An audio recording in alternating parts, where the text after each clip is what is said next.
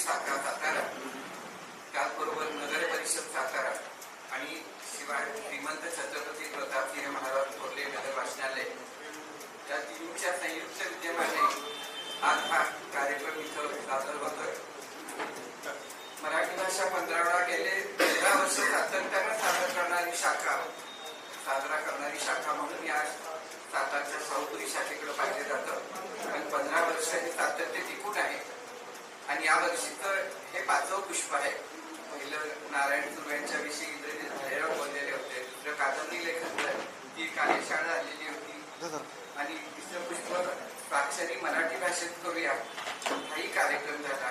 त्यानंतर परवाच सोमवारी मृदुला दाढे यांचा संगीत विषय विश्लेषण करणारा कार्यक्रम झाला आणि हे आजचं 5वं पुष्प प्रख्यात एकपात्री प्रयोग करणारे बंडा जोशी ते गुंफणार आहेत.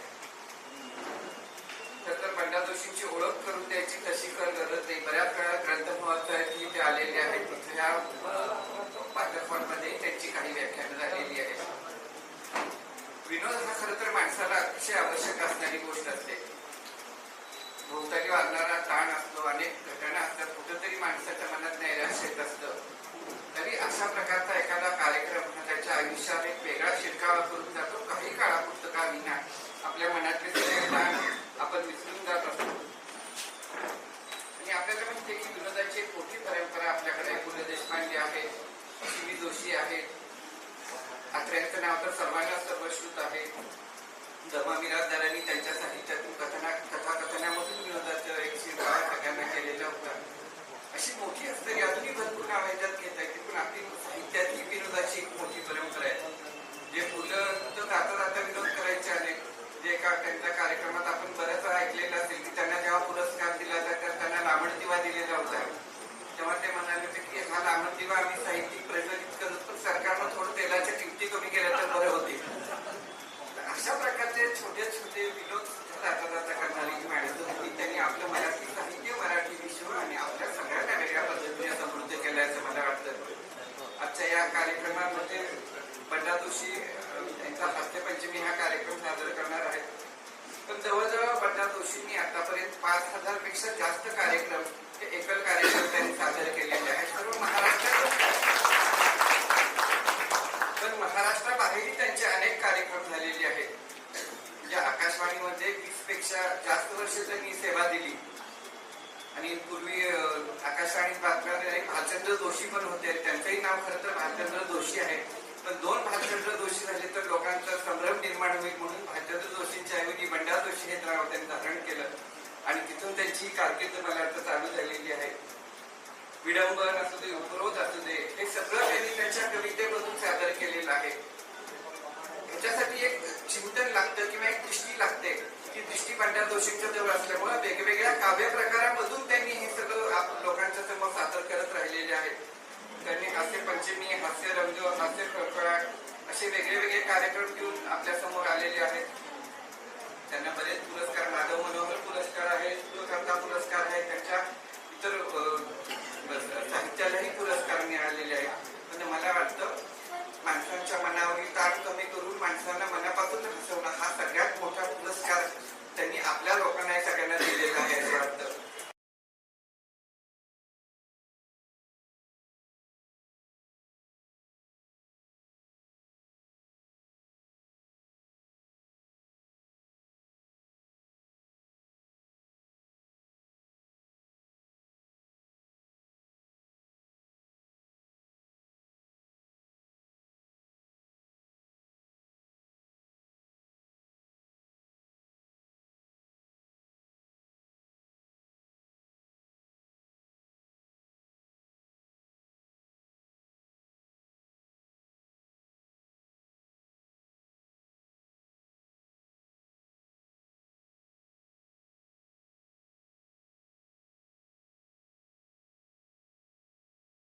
मला फक्त 2-3 मुद्दे सांगायचे. त्यामध्ये गेली 15 वर्ष हा उपक्रम साजरा करणारी महाराष्ट्रातली पहिली शाहूपुरी शाखा मसापची खरोखर मराठी रसिकांच्या दृष्टीनं पुन्हा एकदा त्यांचं अभिनंदन करावं असे.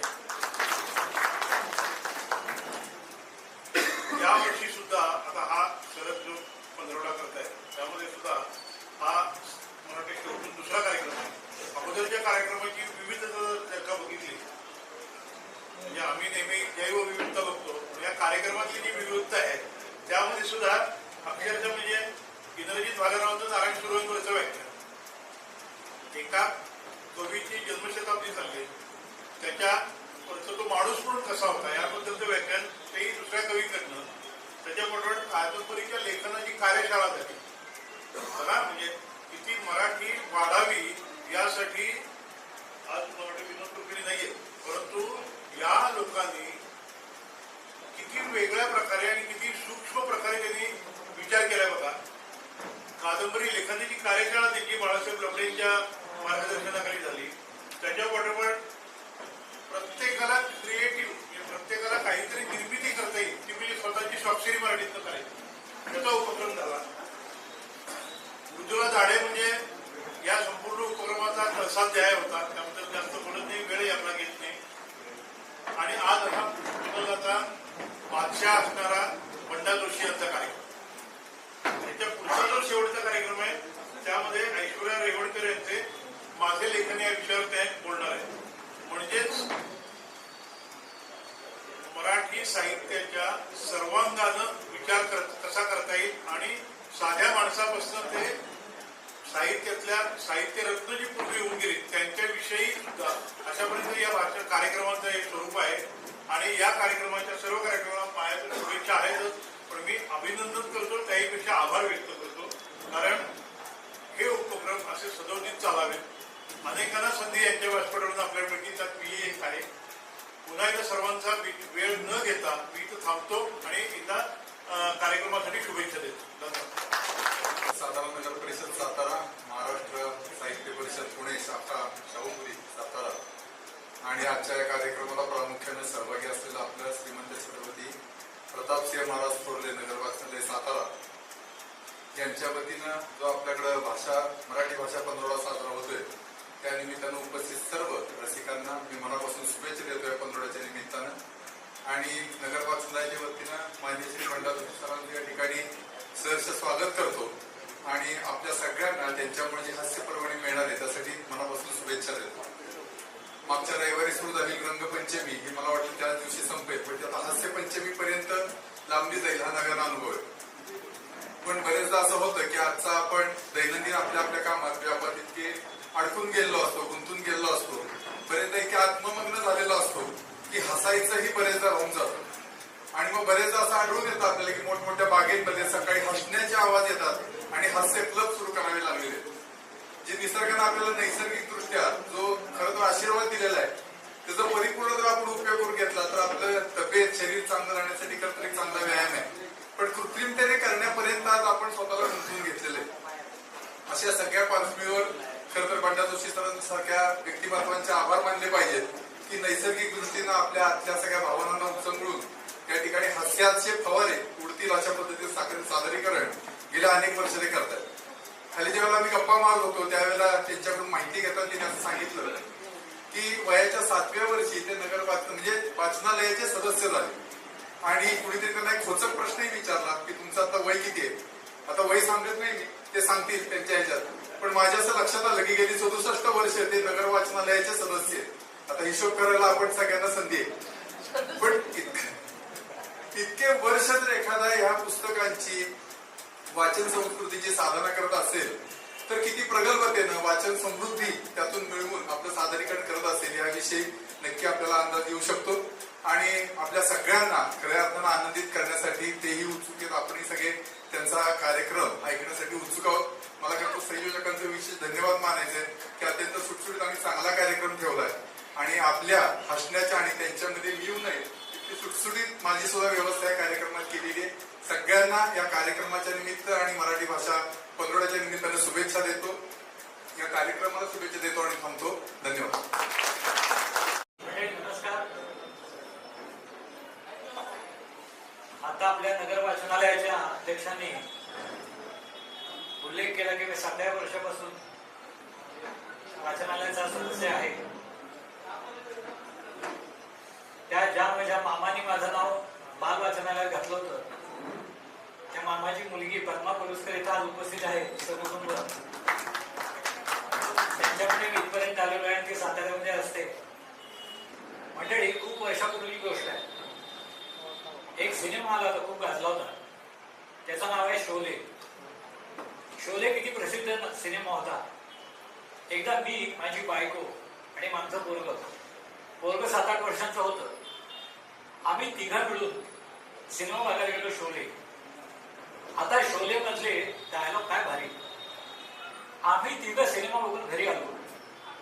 मी जरा रोमॅन्टिक मूड मध्ये होतो. मी आल्या बायकोला म्हटलं, नाच बसंती नाच. आमचं पोरग म्हणाले, इस कुत्ते के सामने मत नाच. अहो, त्यानं सुद्धा तो सिनेमा पाहिला होता. माझ्या लक्षातच नाही असं आमचं कार्ट आहे. पण तुमची मुलं नातवंड अभ्यास करत असतील, आमचं कार्ट अभ्यास करत नाही. मध्ये 12वीला नापास. म्हणजे लाल वाटते का, 12वीला नापास झाला. हो बाबा, तुमच्यामुळे झालं. म्हणजे मी काय केलं, मला 10वीला किती मार्क पडले. म्हटलं तुला 39% पडले. आणि शेजारच्या विद्याला किती पडले, तिला 98% पडले. 98. मग तेव्हा तुम्ही काय म्हणला. म्हणजे मी काय म्हणलं, तुम्ही म्हणाला त्या विद्याकडे बघ. मी 2 वर्ष तेच केलं म्हटलं, म्हणून नापास झालो. म्हटलं कार्ट्या, अरे तुला लाज वाटते का, लाज. तुझ्या एवढे असताना ज्ञानेश्वरांनी ज्ञानेश्वरी लिहिली होती, ते मला नका सांगू. तुमच्या एवढे असताना त्यांनी समाधी सुद्धा घेऊन झाली. काय त्याच्यापुढे बोलणार. असलं आमचं कार्ट आहे. पण एक बरं आहे, तुम्ही लगेच हसलात, बघून बरं वाटलं. कारण हल्ली काय झालं, टेन्शन इतकं वाढलंय की टेन्शन करायची सोय नाही. माणसं फार गंभीर असतात आणि आपल्या देशामध्ये अनेक वाईट गोष्टी घडत असतात. आतंकवादी वगैरे घुसत असतात. पण असाच एक आतंकवादी आलेला होता. त्याला कारमधनं बॉम्बस्फोट करायचा होता. एक नवीन कार घ्यायला तो कारच्या प्रदर्शनामध्ये गेला. आता जपानी कंपन्यांच्या गाड्या भारी असतात. एक लेटेस्ट गाडी होती. तो म्हणला, ह्या गाडीचं विशेष काय. तो जपानी इंजिनियर म्हणला, ही गाडी आहे ना, याला गिअर वगैरे काय नाही. तोंडाने ऑर्डर द्यायची, त्याप्रमाणे गाडी चालते म्हणे. म्हणजे कशी. म्हटलं काय नाही. तो म्हणाला, गाडीत बसायचं, नुसतं हुश म्हणायचं की 50 मैल वेगानं गाडी पळायला. म्हणून आणखीन वेग वाढवायचं असलं की 200 म्हणायचं की 100 मैल वेग. 300 म्हणलं 150 मैल वेग. पण म्हणलं गाडी थांबवायची कशी. म्हटलं सोपं आहे. आमच्या जपानी भाषेत शब्द आहे, जागच्या जागी थांब असं म्हणायचं असलं की आम्ही म्हणतो, हाका नको मारू. हाका नको मारू म्हटलं की गाडी असेल तिथे कचकन थांबणार. हा म्हटलं सोपं आहे. तो म्हणला, मी ट्रायल घेऊन बघू का. मला बघा ना, नवी कोरी गाडी होती. गाडीत बसला, गाडी सुरू झाली. हुश म्हणाला, गाडी 50 मैल वेगानं पळायला लागली. अहो 200 म्हणाला, 100 मैल वेग गाठला. 300 म्हणाला, 150 मैल वेग गाठला. गाडी पुण्याच्या बाहेर काढली. नेमकी कात्रज घाटामध्ये नेली. अहो घाटातली वेडी वाकडी वळणं बघितल्यावर गडी घाबरला. गाडी थांबवण्याचा शब्दच दिसला. गाडी चालली दरीमध्ये. त्याच्या लक्षात आला, माडा. तो ओरडायला लागला, थापा नको मारू, माता नको मारू. तो गाडीला नेमका शब्द म्हणाला, गाडी कशी थांबणार. गाडी अशी दरीच्या टोकाला आली आणि त्याला शब्द आठवला. म्हणाला, हाका नको मारू. म्हणाला, गाडी दरीच्या टोकाला अशी कचकन थांबली. थांबल्याबरोबर म्हणाला, हुशार.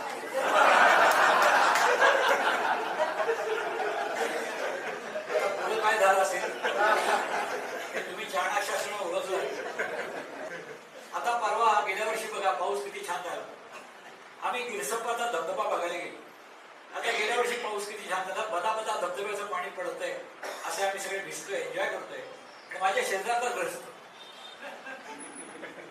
काय झालं, काय झालं, फार पाणी वाया चाललंय. आता मला काय कळेल, ह्याना काय त्रास आहे. म्हटलं तुम्ही काय करता काय. तो म्हणला, मी दूधवाला आहे.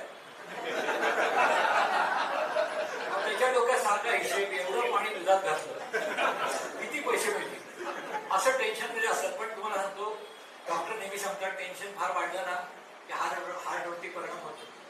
आमचे शेजारचे ग्रस्त असेच कायम गंभीर असतात. परवा त्यांच्या छाती दुखायला लागलं रात्री.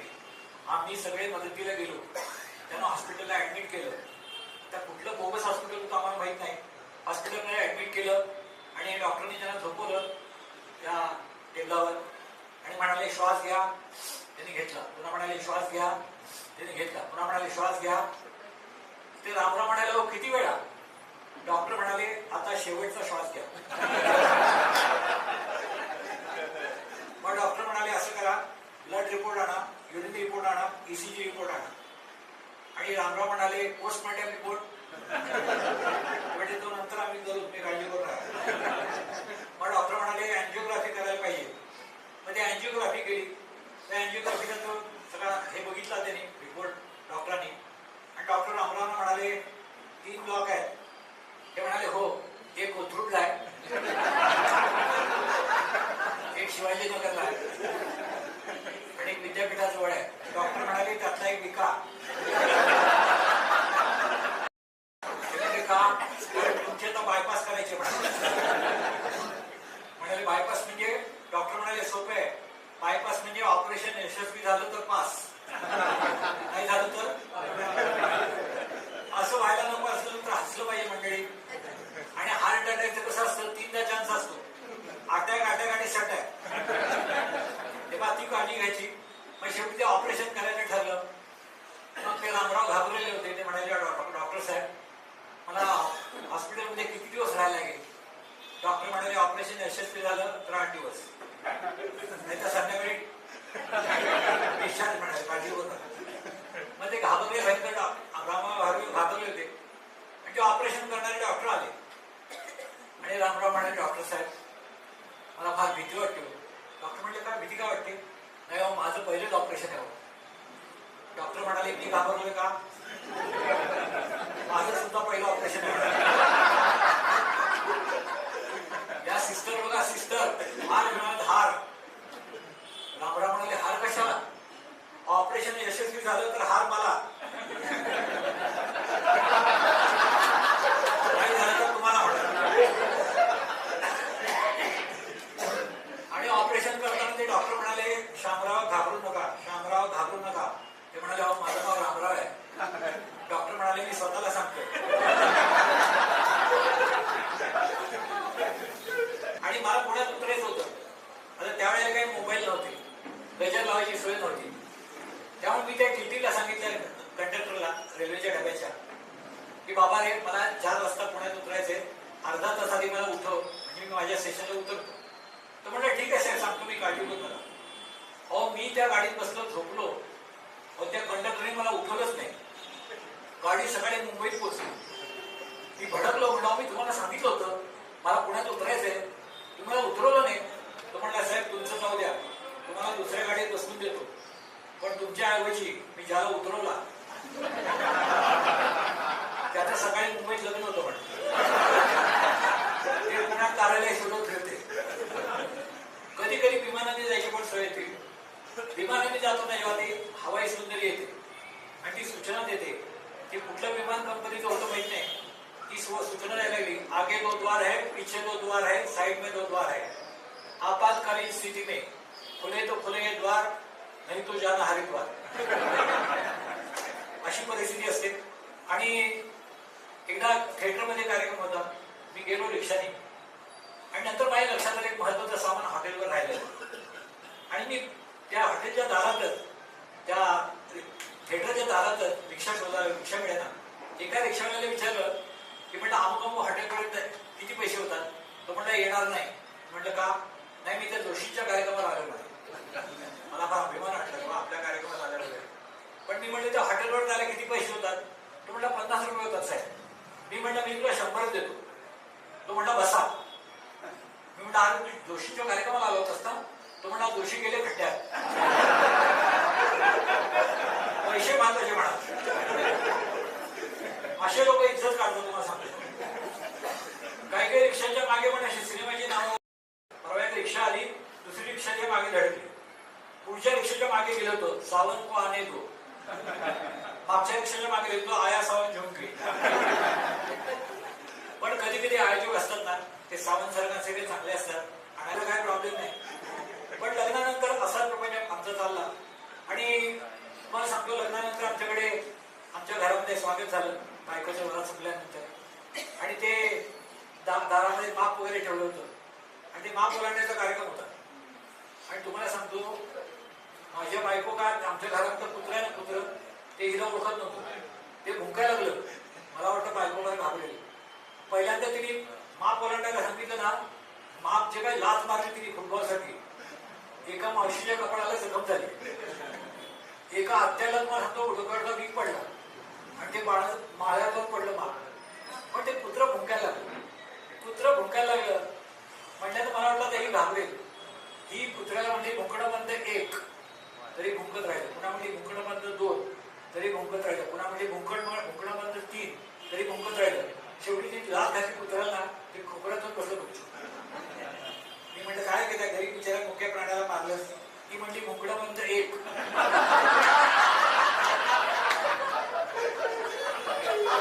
तेव्हापासून माझं भुंकणं बंद आहे.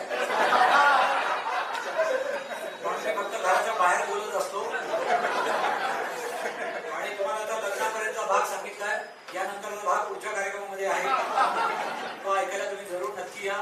म्हणून निरोप घेताना जाताना फक्त एक इच्छा, निरोप घेताना जाताना फक्त एक इच्छा, असेच तुम्ही हसत राहा. या हार्दिक शुभेच्छा.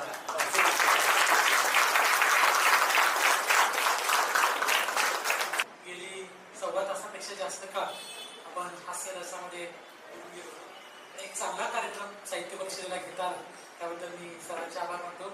आपणही सगळेजण एक तासभर हसून आपलं सगळं टेन्शन घालवलं आणि आपण सगळे पण मोकळे झाला. मला वाटते असे कार्यक्रम आम्ही वरचीवर घेण्याचा प्रयत्न करू, कधी सरांना वरचीवर बोलू. मी सर्वांचे आभार मानतो आणि आजचा कार्यक्रम संपला. जय हिंद. धन्यवाद.